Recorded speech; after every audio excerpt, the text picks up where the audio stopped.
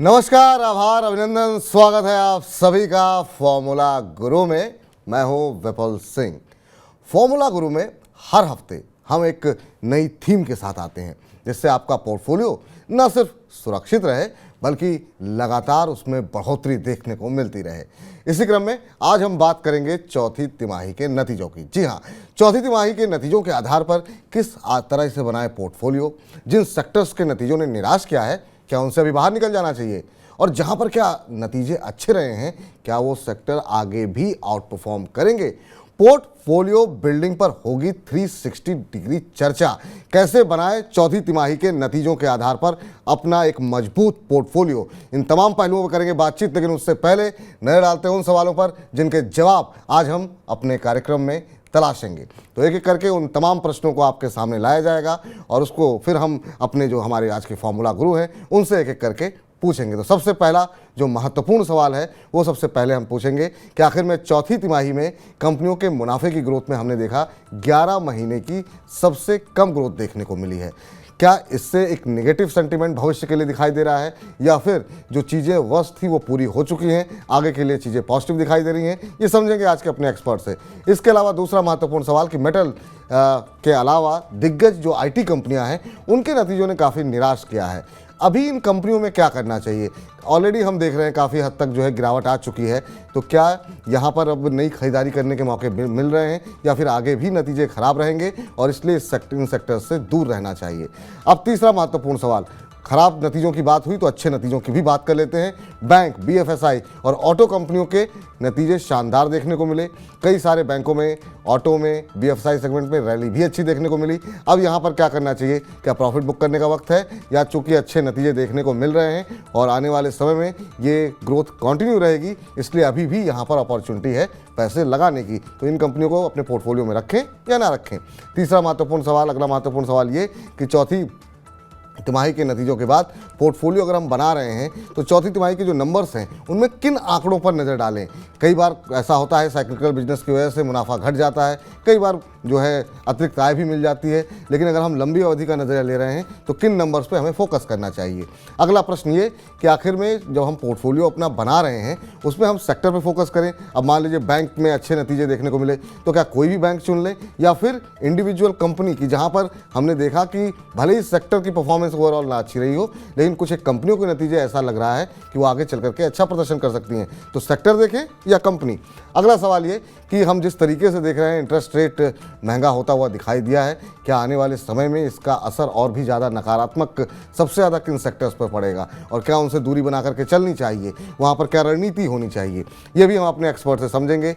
अब मॉनसून सबसे बड़ा ट्रिगर यहाँ पर दिखाई दे रहा है। अगले महत्वपूर्ण सवाल में हम ये समझेंगे कि सबसे बड़ा ट्रिगर मॉनसून है और उसको देखते हुए किस तरीके से हम पोर्टफोलियो अपना प्लान कर सकते हैं।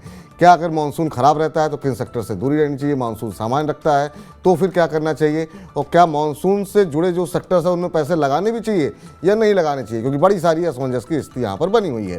सातवां महत्वपूर्ण सवाल ये जानने का प्रयास करेंगे कि चौथी तिमाही के नतीजों के बाद किन सेक्टर्स की कंपनियां ऐसी हैं जिनको कि पोर्टफोलियो से बाहर कर देना चाहिए, जहां पर अभी फिलहाल छोटी अवधि में कोई भी संभावना एटलीस्ट अगले क्वार्टर के लिए दिखाई नहीं दे रही है, किन सेक्टर से दूरी बना लेनी चाहिए।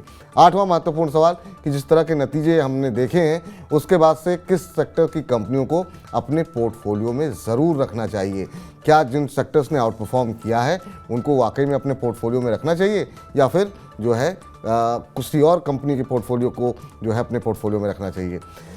और सबसे आखिर और सबसे महत्वपूर्ण आज का 10वां सवाल ये रहेगा कि आखिर में जो आज के हमारे खास मेहमान होंगे उनसे जानेंगे कि उनकी 5 पसंदीदा कंपनी कौन सी है, और अगर आप रिसर्च नहीं कर पा रहे हैं तो फिर आखिर तक हमारे साथ रुकिए, क्योंकि हमारे एक्सपर्ट अपनी रिसर्च के आधार पर पूरे नतीजों का एनालिसिस करके आपको बताएंगे कि ये 5 कंपनियां आपके पोर्टफोलियो में ज़रूर होनी चाहिए लंबी अवधि के लिए। तो चलिए, फॉर्मूला गुरु में वक्त हो चुका है हमारे आज के खास मेहमान से आप सभी को रूबरू कराने का, उनका परिचय कराने का। तो हमारे साथ आज इस चर्चा में शामिल होने के लिए अविनाश गोरक्षकर जी मौजूद हैं, डायरेक्टर रिसर्च प्रॉफिट मार्ट के। अविनाश जी, बहुत बहुत आभार, अभिनंदन आपका आज के इस कार्यक्रम में जुड़ने के लिए। और जब भी आप हमारे साथ जुड़ते हैं हमारे दर्शकों को बहुत कुछ सीखने जानने का मौका मिलता है और शेयर बाज़ार पे जो आपकी पकड़ है और ख़ास तौर से रिटेल निवेशकों को आप जिस तरीके से समझाते हैं वो निश्चित रूप से बहुत लोगों का मार्गदर्शन करता है।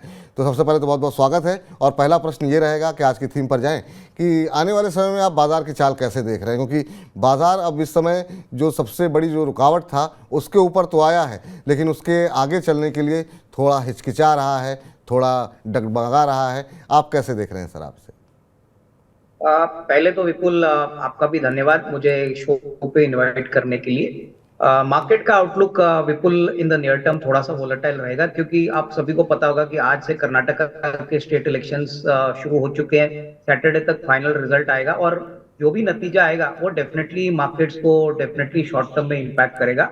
मार्केट का अनुमान है कि बीजेपी अगर मेजोरिटी से आती है तो ऑब्वियसली आने वाले हफ्ते में दैट इज मंडे को आपको एक बहुत अच्छा गैप अप ओपनिंग देखने को मिलेगी। लेकिन कहीं पे भी अगर ऐसा संकेत आता है कि ये हंग असेंबली होती है, किसी पार्टी को मेजोरिटी नहीं मिलती, तो मार्केट्स में थोड़ा बहुत वोलेटिलिटी आपको देखने को मिलेगी। तो मेरे ख्याल से अभी जो मार्केट का स्तर है वो मोरलेस इंडेक्स यही के आसपास रहेगा। मेरे ख्याल से कंपनी स्पेसिफिक जो कंपनियां है वहां पे इन्वेस्टर्स को फोकस करना चाहिए, क्योंकि अभी भी नतीजे आ रहे हैं, प्लस एफआईएस के इनफ्लोज भी काफी जोरदार तरीके से मार्केट्स में एंटर कर रहे हैं। तो ऐसी कोई खतरे की बात नहीं है। लेकिन अगर मान लीजिए कर्नाटका में बीजेपी पूरी तरह से हारती है तो हो सकता है कि थोड़ा बहुत मुनाफा वसूली आपको शॉर्ट टर्म में देखने को मिलेगी। बट 18,000 का जो लेवल है वो जब तक मार्केट मेंटेन करता है हमको कोई मार्केट में फिक्र करने वाली बात नहीं। तो शॉर्ट टर्म के लिए सबसे बड़ा ट्रिगर जो नज़दीक में है वो है कर्नाटका का इलेक्शन। उसके बाद हो सकता है थोड़ी उथल पुथल दिखाई दे, और जैसा कि सर कह रहे हैं कि अगर बीजेपी आती है बहुमत के साथ तो बाज़ार में एक तेज़ी देखने को मिलेगी। अगर बुरी तरह हारती है या हंग असेंबली होती है तो फिर बाज़ार में थोड़ा सा दबाव देखने को मिल सकता है, पर ये अभी तुरंत का ट्रिगर है। तो तब तक थोड़ी सी कॉशियस अप्रोच के साथ आप जो है बाज़ार में कामकाज करिए। चलिए अब आज की थीम पर लौटते हैं सर, और ये थीम काफ़ी महत्वपूर्ण है। और फॉर्मूला गुरु में आप जैसे गुरु आकर के हर बार एक नया फॉर्मूला हमारी टीम को समझाते हैं, हमारे दर्शकों को समझाते हैं। तो एक एक करके हम तमाम जो सवाल है वो आपके सामने रखते हैं। पहला सवाल यही सर कि चौथी तिमाही में हालांकि हमने देखा कि रिकवरी तो आई है अप्रैल महीने में, लेकिन नतीजे जो ऐसे रहे हैं ओवरऑल 390 कंपनियों की अगर हम नतीजों की बात करें तो मुनाफे की ग्रोथ में हमने देखा है कि 11 महीनों में ये सबसे कम रही है। क्या इससे संकेत मिल रहा है, और क्या अगर बाजार अब जो मजबूत तरीके से अगर रेजिस्टेंस लेवल जो बना हुआ था 18,200 18 को तो अगर तोड़ के और आगे बढ़ता है नए हाई की तरफ, तो क्या फंडामेंटल्स इसको सपोर्ट करेंगे? अभी के रिजल्ट्स को लेकर के आगे आपको क्या संकेत दिखाई दे रहे हैं? देखिए, पहली बात तो जो आपने एनालिसिस की है वो काफी बराबर है, क्योंकि मार्जिन्स का थोड़ा बहुत दबाव तो दिखने को मिला है। लेकिन आपको ये बात भी समझ में आनी चाहिए कि देखिए इन्फ्लेशन बढ़ चुका है, रॉ मटेरियल के खर्चे बढ़े हैं, और जनवरी टू मार्च में इन्फ्लेशन बढ़ने के कारण बहुत सारे सेक्टर्स में रॉ मटेरियल के कॉस्ट बढ़ गए थे। अभी आप एफएमसीजी की बात करें या टिपिकली ऑटो की बात करें, सीमेंट की बात करें, तो ये सारे सेक्टर्स में रॉ मटेरियल का खर्चा उम्मीद से ज्यादा बढ़ा था। तो ऑब्वियसली नंबर्स इतने कोई अच्छे आए नहीं। लेकिन अच्छी बात है कि डिमांड अभी भी काफी स्ट्रांग है। अगर हम ऑटो सेक्टर की बात करें, ऑटो कंपोनेंट्स की बात करें, कैपिटल गुड्स, रियल एस्टेट, तो डिमांड में कोई प्रॉब्लम नहीं है। हाँ, खर्चे थोड़े बढ़ गए तो मार्जिन प्रेशर जरूर है। आने वाले साल में मुझे लग रहा है कि देखिए ऑलरेडी कमोडिटी प्राइसेस में थोड़ी बहुत कटाई देखने को मिली है। क्रूड के कीमतें $70 तक आई है, पाम ऑयल के प्राइसेस गिरे हैं, स्टील के भी प्राइसेस थोड़े से सॉफ्ट हो चुके हैं। तो ये मुझे लग रहा है कि मैन्युफैक्चरिंग कंपनीज के लिए अच्छी बात है, क्योंकि इनको मार्जिन बढ़ाने में डेफिनेटली पॉजिटिविटी मिलेगी। हमको देखना पड़ेगा कि जून के बाद जो मानसून आता है वो कैसे आता है। मानसून अगर ठीक ठाक आता है तो डिमांड में और थोड़ी बढ़ोतरी आने की अपेक्षा रहेगी। तो मोटा मोटी 24 जो ईयर है वो पिछले साल के हिसाब से अच्छा रहेगा। तो मेरे ख्याल से ऐसी कोई खतरे की या प्रॉब्लम की बात नहीं है। लेकिन हाँ, डेफिनेटली स्टॉक स्पेसिफिक रवैया आपको अपनाना चाहिए। जी, तो ये आपके लिए सब हमारे जो दर्शक हैं उनके लिए सलाह यही निकल के आ रही है अविनाश जी की तरफ से कि नतीजे तमाम कारणों की वजह से थोड़ा दबाव देखने को मिला है, लेकिन आने वाले वर्ष में जो है वो चीज़ें अब जो है बेहतर जो होती हुई अभी दिखाई दे रही हैं, उसका असर आने वाले तिमाही में, आने वाले वर्ष में देखने को मिलेगा। तो अभी घबराने की आवश्यकता नहीं है, लेकिन हाँ थोड़ा सा कॉशियस अप्रोच जरूर अपनाएं। दूसरा महत्वपूर्ण सवाल सर, जैसा कि अभी आपने कहा कि तमाम कीमतें घटी हैं, तो अब जरा जानना चाहेंगे कि अभी जो नतीजे हमने देखा, एक तो दिग्गज IT कंपनी जिसमें कि काफ़ी निराश किया, इन्फोसिस हो, TCS हो, टेक महिंद्रा हो, मेटल कंपनियों ने काफ़ी निराश किया। अब उम्मीद करें कि ये चीज़ें वर्ष जो है वो पूरा हो गया है और आगे आने वाले समय में धीरे धीरे चीज़ें इम्प्रूवमेंट होनी चाहिए। आपका क्या व्यू है मेटल और ख़ासतौर से जो दिग्गज IT कंपनियां हैं, क्या अभी यहाँ पर कुछ अपॉर्चुनिटी दिखाई दे रही है और फ्यूचर कैसे देख रहे हैं आप? देखिए, पहली बात तो मेटल कंपनीज की अगर हम बात करें तो मेटल कंपनीज में जो ग्लोबल मेटल प्राइसेस है वो अभी भी काफी नरम है। क्योंकि पहली बात तो देखिए, चाइना मेटल का बहुत बड़ा प्रोड्यूसर भी है, कस्टमर भी है। मेटल के मार्केट में अभी चाइना बहुत बड़ी मात्रा में उतरा नहीं है, तो ग्लोबली प्राइसेस अभी भी वीक है। अच्छी बात मेटल कंपनीज की है कि डोमेस्टिक मार्केट में इंफ्रास्ट्रक्चर का स्पेंडिंग गवर्नमेंट बहुत तेजी से कर रही है, तो इनके लिए डोमेस्टिक डिमांड अच्छी है। लेकिन जो बड़ा ग्रोथ अल्फा अगर मेटल कंपनीज में इन्वेस्टर्स को चाहिए, तो उनको शायद एक दो क्वार्टर्स और इंतजार करना पड़ेगा, क्योंकि अभी इमीडिएटली तो कोई बड़ा ट्रिगर मेटल कंपनीज में दिख नहीं रहा है। और ग्लोबल मेटल प्राइसेस जब तक बढ़ते नहीं है तब तक कोई बड़ी तेजी यहाँ पे नहीं होगी। रही बात आईटी कंपनीज के ऊपर, तो मुझे लग रहा है कि देखिए, वैल्यूएशंस बहुत सस्ते हो गए हैं, अच्छे अट्रैक्टिव लग रहे हैं, लेकिन ग्रोथ का जो क्वोशंट है वो अगले 2-3 क्वार्टर्स के लिए थोड़ा चैलेंजिंग रहेगा। ऑलरेडी कॉग्निजेंट जो बहुत बड़ी आईटी कंपनी है, उन्होंने वीक गाइडेंस दिया है, तो ये बात का संकेत क्लियर है कि यूएस और यूरोप में जो प्रॉब्लम चल रहे हैं, इसका असर इंडियन आईटी कंपनीज पे हुआ है। काफी इंडियन आईटी कंपनीज ने, जैसे कि इंफोसिस है, एचसीएल टेक है, टीसीएस है, इन्होंने सारे सिंगल डिजिट ग्रोथ की बात FY24 के लिए कही है। तो ये ग्रोथ जब तक आता नहीं है तब तक आईटी सेक्टर में कोई बड़ा उछाल नहीं आएगा। हालांकि देखिए, यहाँ पे कोई प्रॉब्लम तो नहीं, कंपनीज अभी भी अच्छी तरह से प्रॉफिट कमाएगी, बट यहाँ से बड़ा ग्रोथ आने के लिए थोड़ा समय लगेगा। तो अभी मेटल और आईटी से थोड़ा सा दूर रहें। अगर हम अभी अगर पोर्टफोलियो बनाते हैं रिजल्ट्स को लेकर के, तो अगर 6-8 महीने के लिए का नज़रिया है, 1 साल का नज़रिया है, तो थोड़ा सा इसको अगर पोर्टफोलियो से बाहर रखें तो ज़्यादा ठीक रहेगा, ये कह रहे हैं ना सर? कुछ समय के बिल्कुल, मेरे ख्याल से देखिए, जिनको अगले साल का रिस्क रिवॉर्ड के पॉइंट ऑफ व्यू से निवेश करना है, उनको ये दोनों सेक्टर से थोड़ा सा हल्का होना चाहिए। चलिए, थोड़ा सा इससे यहाँ पर दूरी आप बना करके चल सकते हैं। आगे जैसे स्थितियाँ बेहतर होंगी तो फिर अविनाश जी जैसे एक्सपर्ट हमारे साथ मौजूद रहेंगे। अविनाश जी से पूछेंगे क्या आप मौके बन रहे हैं या नहीं बन रहे हैं। लेकिन अगले सवाल पर चलते हैं और ख़राब नतीजों के बाद बात अच्छे नतीजों की कर लेते हैं। बैंक, BFSI, ऑटो, ये हमने देखा कि इनका बड़ा योगदान रहा सर, कि जो हमने ओवरऑल जो नतीजे पॉजिटिव देखे हैं मुनाफे को अगर हम देख रहे हैं तो वो इनका बड़ा योगदान रहा, चाहे वो ऑटो सेक्टर हो, BFSI हो, बैंकिंग में भी हमने देखा कि रिजल्ट ठीक रहे हैं। अब आप कैसे देख रहे हैं BFSI और ऑटो सेक्टर को? यहाँ पर अभी भी अपॉर्चुनिटीज़ हैं? आपको लग रहा है कि एक रैली जो बन चुकी है उसके बाद थोड़ा सा अब एक बार थोड़ा सा ऊपरी स्तरों से फिसल जाएं तब करना चाहिए? और फंडामेंटली इन दो सेक्टर्स पे आपका व्यू? देखिए, मुझे लग रहा है कि बैंकिंग और ऑटो, ये दोनों सेक्टर्स FY24 में भी काफी मजबूत परफॉर्मेंस दिखाएंगे। बैंकिंग की अगर हम बात करें तो देखिए, क्रेडिट ग्रोथ ऑलमोस्ट 14-15% का रन रेट पे चल रहा है, और जब भी क्रेडिट ग्रोथ बढ़ता है तभी कॉर्पोरेट कैपेक्स बढ़ती है, रिटेल डिमांड तो वैसे भी स्ट्रांग है। और सारे सरकारी बैंक्स में हमने देखा है कि पिछले 8-10 साल में इनकी बैलेंस शीट सबसे मजबूत है। एसेट क्वालिटी बहुत ही लोअर लेवल पे आई है, और क्रेडिट ग्रोथ जब तक बढ़ता है तब तक इन बैंक्स को अपनी बैलेंस शीट बढ़ाने में मदद मिलेगी। रही बात ऑटो सेक्टर के ऊपर, तो मुझे लग रहा है कि सारे सेगमेंट, जैसे कमर्शियल व्हीकल्स देखिए, पैसेंजर कार देखिए, टू व्हीलर्स देखिए, यहाँ पे डेफिनेटली वॉल्यूम ग्रोथ आया है। काफी कंपनीज बहुत बड़ी ऑर्डर बुक पे बैठी है, तो मुझे लग रहा है कि आने वाले साल में जो commercial vehicle, passenger car, two wheeler, tractor companies है, यहाँ पे जरूर एक अच्छा रिस्क रिवॉर्ड बनेगा। तो दोनों सेक्टर में निवेशकों को मौके ढूंढने चाहिए। मेरे ख्याल से मार्केट में थोड़ा बहुत अगर करेक्शन आता है या कोई स्मॉल माइल्ड सेल ऑफ आता है, तो उसको खरीदने के मौके समझ के यहाँ पे डेफिनेटली इन्वेस्टेड रहे। तो निश्चित रूप से यहाँ पर जो है बने रहिए, क्योंकि यहाँ पर अगर देश तरक्की करेगा तो ये ऐसी चीज़ें हैं जो कि निश्चित रूप से जिनकी डिमांड जो है वो बढ़ती हुई दिखाई देगी। अगला सवाल ये कि सर, अब तमाम सेक्टर्स पे हमने बात कर ली, जो अच्छे थे जो बुरे थे। अब जरा इस पर आते हैं कि अगर Q4 रिजल्ट्स के आधार पर पोर्टफोलियो अगर कोई बना रहा है तो किन आंकड़ों को ध्यान में रखना चाहिए? क्या जहाँ पर बुरी पिटाई हो चुकी है, नतीजे खराब रहे हैं और आगे का प्रॉस्पेक्ट अच्छा लग रहा है, वहाँ पे नज़र रखनी चाहिए? जहाँ पर ऑलरेडी काफ़ी अच्छी चीज़ें हो चुकी हैं, वहाँ पर नज़र रखनी चाहिए? या फिर किन नंबर्स पे ध्यान रखें? बहुत सारे दर्शक ऐसे होते हैं जो रिजल्ट्स के आधार पर रणनीति बनाते हैं, लेकिन इस बार तो अच्छा चल गया शेयर, लेकिन जब अगली बार जाते हैं तो चीज़ें खराब हो जाती हैं। आप क्या सजेस्ट करेंगे हमारे दर्शकों को? क्या फॉर्मूला है क्या कोई इसका?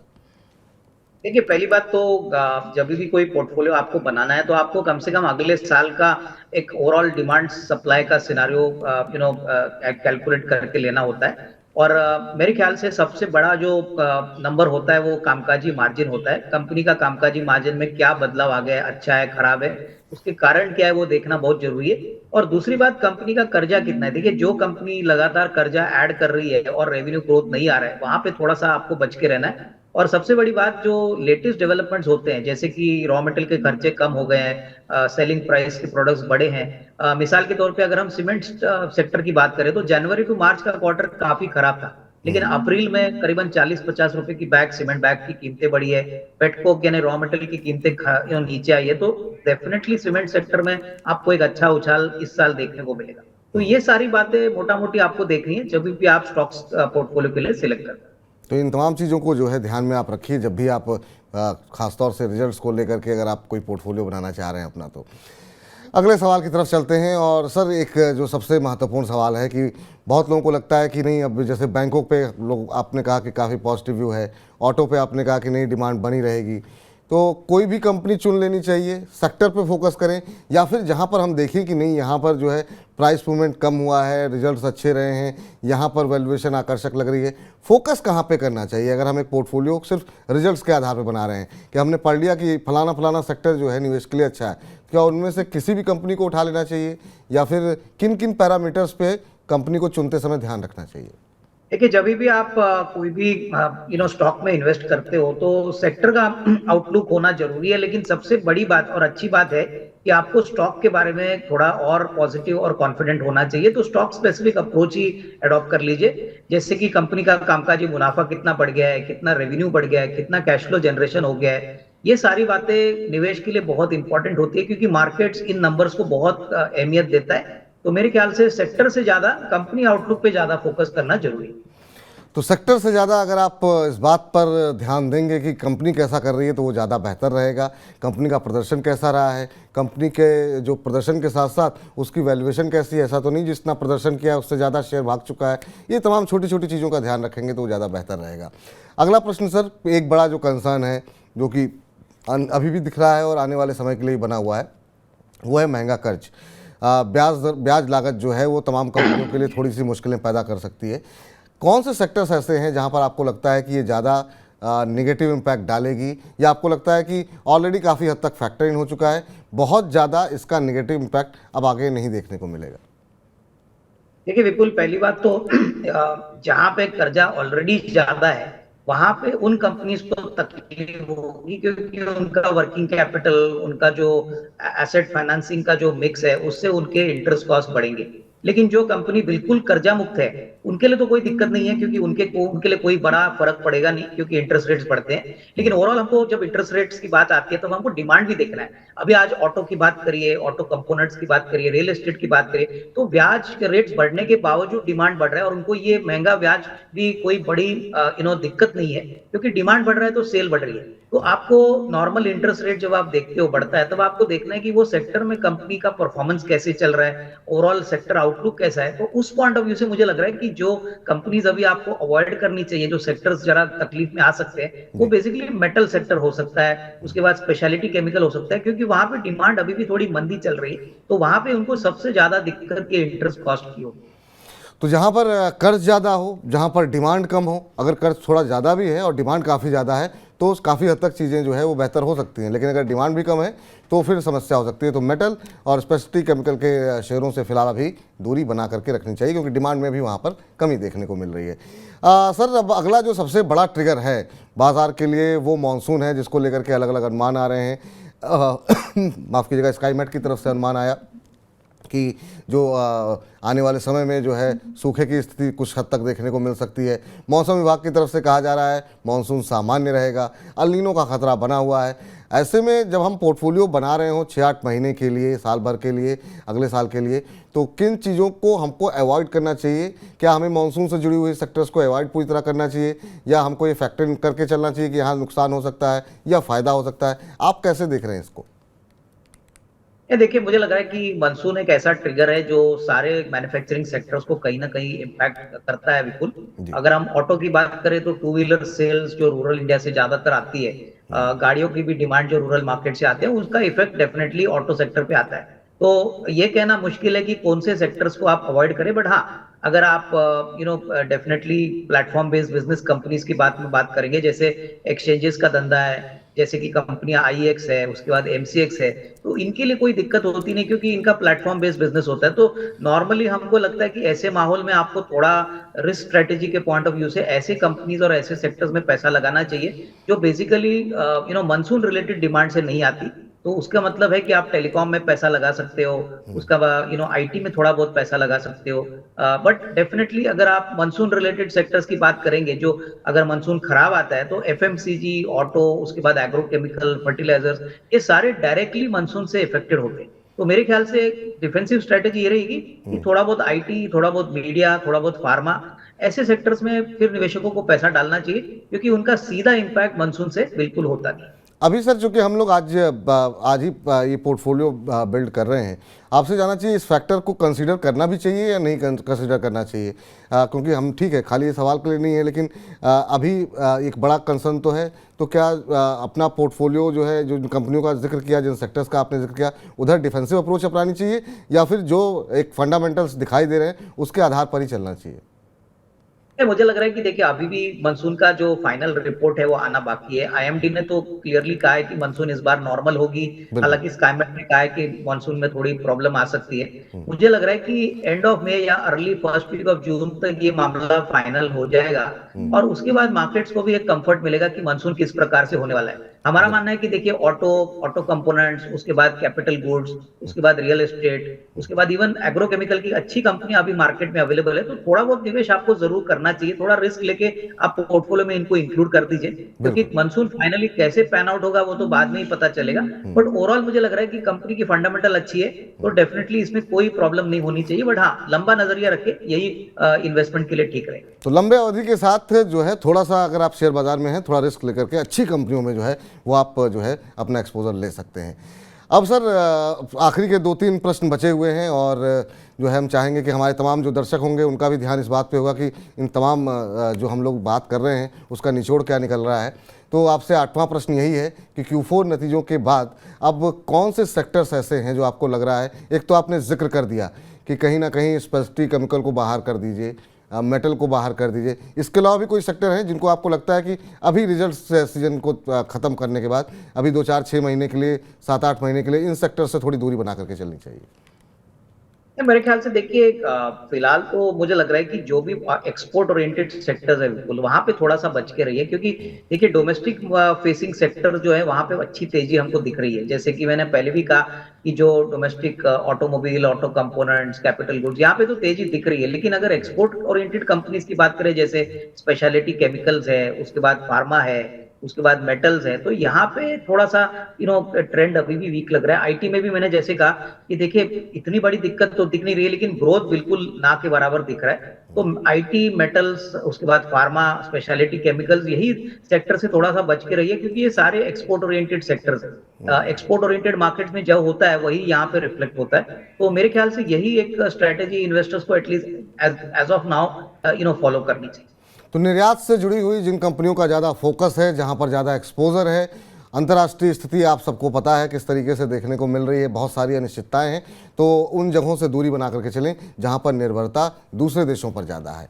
अगला सवाल सर कि अब जो नतीजे देखने को मिले हैं, कौन से सेक्टर्स ऐसे हैं जिनको अपने पोर्टफोलियो में जिस सेक्टर्स के शेयर जरूर होने चाहिए, जहां आपको लगता है कि अभी अगर डिमांड नहीं है तो आने वाले समय में मिलेगी, या फिर पिछले क्वार्टर्स के रिजल्ट्स ऐसे इंडिकेट कर रहे हैं कि ये आपके पोर्टफोलियो में इस तरह के सेक्टर्स तो निश्चित रूप से होने ही होने चाहिए?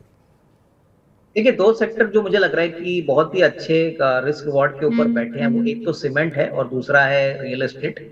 रियल एस्टेट में इसलिए कह रहा हूँ क्योंकि इंटरेस्ट रेट्स बढ़ने के बावजूद जो इन्वेंट्री की सेल हो गई है सारी रियल एस्टेट कंपनीज की, वो बहुत बढ़िया है। और रियल एस्टेट में जब साइकिल आती है तब कम से कम 5 या 6 साल के लिए चलती है। और रेरा आने के बाद, बहुत रेगुलेशन आने के बाद अभी इस सेक्टर में बहुत बढ़िया ग्रोथ देखने को मिला है। तो डेफिनेटली रियल एस्टेट एक अच्छा सेक्टर रहेगा। उसके बाद सीमेंट रहेगा, क्योंकि जैसे हमने कहा कि इंफ्रास्ट्रक्चर में गवर्नमेंट ने इस बजट में 10 लाख करोड़ का बजट आउटलाइन किया है, उसका पहला बेनिफिट सीमेंट को मिलेगा। उसके बाद आपको कैपिटल गुड्स में देखना चाहिए, क्योंकि कैपिटल गुड्स इंडिया का बहुत बड़ा सेक्टर है, बहुत समय से अंडर परफॉर्म कर रहा था, लेकिन अभी ग्रोथ पोटेंशियल काफी अच्छा है। और उसके बाद आपको ऑटो और ऑटो कंपोनेंट्स, ये सेकुलर ग्रोथ रिलेटेड सेक्टर्स है, यहाँ पे डेफिनेटली आपके पोर्टफोलियो में इंक्लूड करना चाहिए। तो auto component, cement, capital goods, ये वो सेक्टर्स हैं जिनको कि आपको अपने पोर्टफोलियो में ज़रूर रखना चाहिए। लेकिन निश्चित रूप से तमाम दर्शक ये सोच रहे होंगे कि इतनी मेहनत जो है कैसे ढूंढें इनमें से अच्छी कंपनियां, क्योंकि अविनाश जी ने ये भी कहा है कि किसी भी कंपनी में दाव नहीं लगाना है। तो सर अब आखिरी प्रश्न पर जाएं, उससे पहले हम जानना आपसे ये चाहेंगे कि एक चुनाव करते समय, एक पोर्टफोलियो बनाते समय बेसिक चीज़ें क्या होती हैं, वो जो आप हमारे दर्शकों को कहना चाहेंगे, समझाना चाहेंगे, उसके बाद से आपके पसंदीदा शेयर भी जो है हम अपने दर्शकों को बताएंगे। देखिए, पहली बात तो जब आप कोई भी कंपनी में निवेश करते हो तो पहले तो आपको प्रमोटर का बैकग्राउंड, उनकी काबिलियत और कॉर्पोरेट गवर्नेंस देखना है। बिल्कुल। दूसरी बात, कंपनी का जो बिजनेस है, बिजनेस मॉडल है, वो कितना स्ट्रांग है, वो उस बिजनेस सेगमेंट में कितना बड़ा मार्केट शेयर या कितना बड़ा गेम पोजीशन रखते हैं, क्योंकि जितना बड़ा लंबा पोजीशन होता है, सुपीरियर पोजीशन होता है, कंपनी बहुत अच्छा काम करती है। तो मार्केट शेयर नॉर्मली जिसको ज्यादा मिलता है वो कंपनी पे पहला दाव लगाना चाहिए। और सबसे बड़ी बात, जो कंपनी अपनी कैश फ्लो और अपनी अर्निंग्स ग्रोथ कम से कम 15-20% हर साल बढ़ाती है, ऐसे कंपनीज पे आपको नजर रखना है। तो ये 2-3 चीजें, बेसिक चीजें जहां पे आपको नजर रखनी है। और ऑब्वियसली अगर कर्जा कम है तो इसमें और भी एक अच्छी बात होती है कि ऐसी कंपनीज में ग्रोथ और अच्छी देखने को मिलती है।